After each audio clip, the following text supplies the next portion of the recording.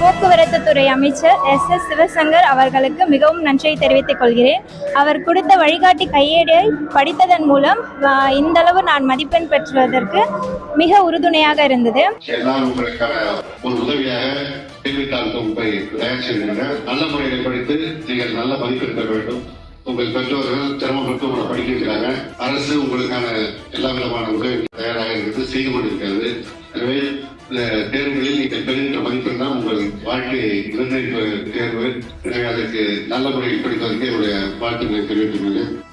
ஒரு காலத்துல கல்வி நமக்கு எட்டாக்கணி. இன்னைக்கு நாம எல்லோரும் படிக்கிறோம்னா அதுக்கு பின்னாடி நம்முடைய முன்னோர்கள் நடத்தின ஏராளமான போராட்டங்கள் தான் காரணமாக இருக்கு.